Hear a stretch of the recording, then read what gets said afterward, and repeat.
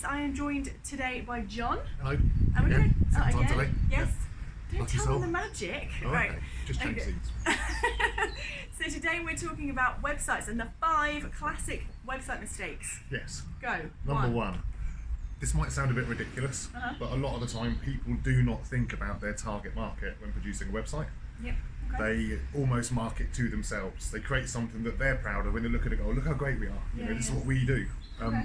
Where actually you're writing and you're communicating to your potential customers, your potential audience. Yeah. So you might not even use your products or services as an individual, but thousands of people do.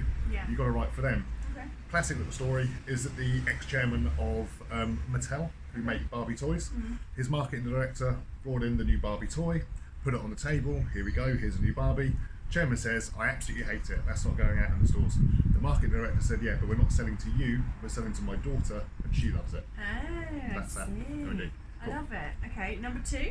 Number 2, horrendous website copy is always a problem. Yes. It's the bane of a kind of agency's life a lot of the time when you kind of push through the sale to get the right budget for a website, but it sometimes comes at the expense of the copy.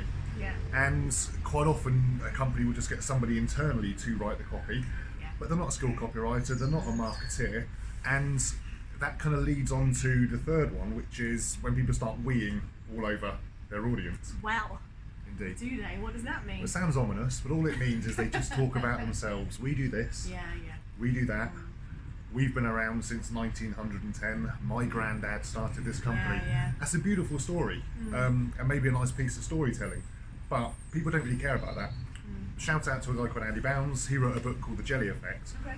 and one of the principles he talks about is what's called afters.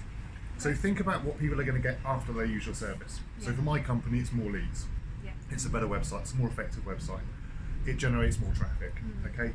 It converts more traffic into inquiries from the original traffic that's there. It can absorb lots more traffic because of good hosting, etc. So that's all just the kind of different kind of things we need to go look at there as well. Okay. Cool. Number 5. Number 5, you on 5? Are we on 5? I think so, yeah. Yes. Cool.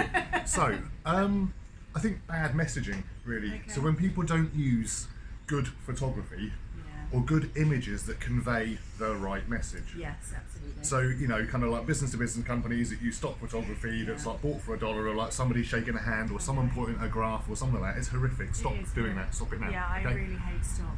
It's just bland nonsense and also just looks super fake, doesn't it? Yeah, it does, and it just looks lazy. Yeah. And it doesn't look as though you would need to kind of get across your team as well. Yeah. If you're going to use people photography, just have it as a team. Yeah. People buy from people. Yeah. And yeah, so that's that.